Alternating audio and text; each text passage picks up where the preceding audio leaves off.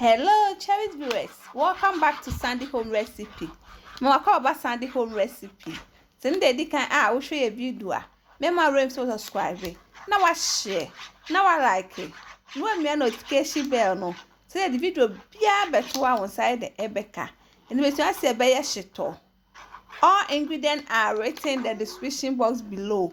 Oko description box na. Ingredients ni na yeden e wo ho. Start where you chop onion, ginger, rosemary, anise, calabash, nutmeg, and asereduaba,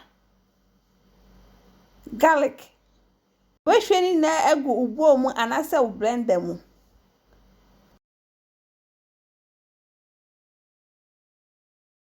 Ni na egu ma wi na odi nso kakra eden aka ho na wakọ blend. Ye blend ye nani nie.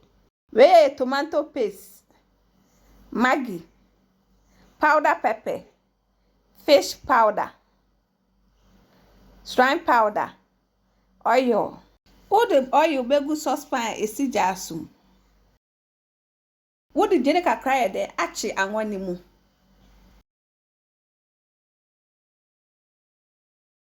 Ochi mu wi ana wa jene na free mu. Now the tomato paste na de egum. Na wachi emu. Ubechi ama na yi 1-1.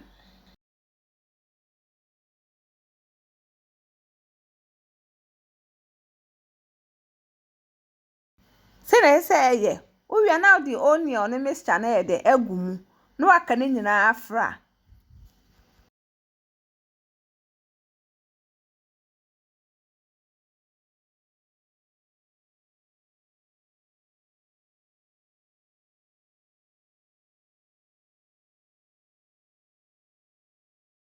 Wakata so. Wo ho anu wa bie su no wanu mu. Ana ese eja no ulo no kura se de ase e de enhye.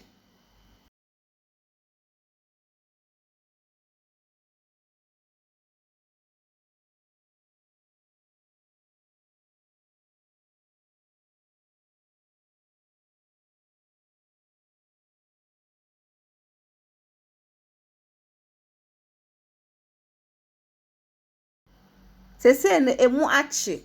Uwi na wo de powder pepper na eden egum. No aka ne nyina eden afra.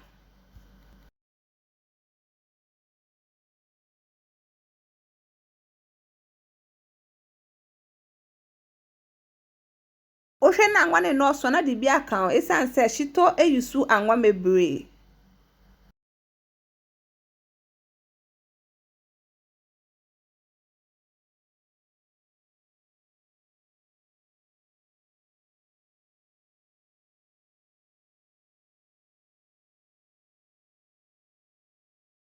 Emu achi kakra wi na wo de powder fish egumu. Monko powder enso eden aka ho. Uwi anu wa mixing it now together.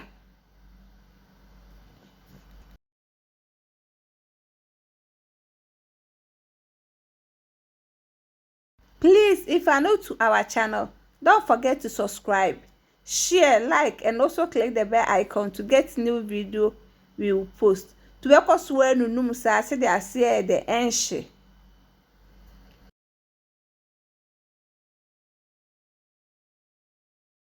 What the Maggi no, any salt aka ho.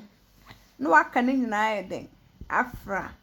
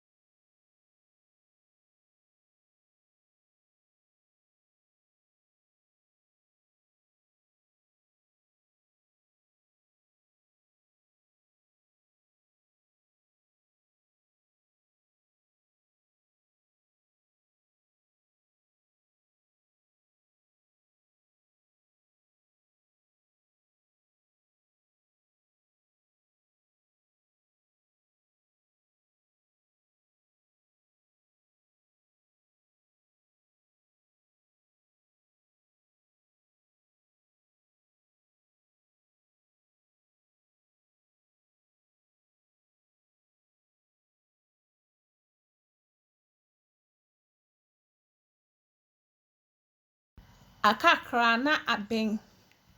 Se we ni se ya ebesi wa chekra eden ense. Abia wie na watwe na wo mana si wadwo. Edwo ansa na wakotete egu ubottle mu. Yep, macho se ndi kan hwe video a. Mema room to subscribe. Na wa share. Na wa like. Na wa notification bell no. Say the video bia beto a won side ebeka. Now this our shito recipe. Please like this video and subscribe to our channel. Thank you so much for watching.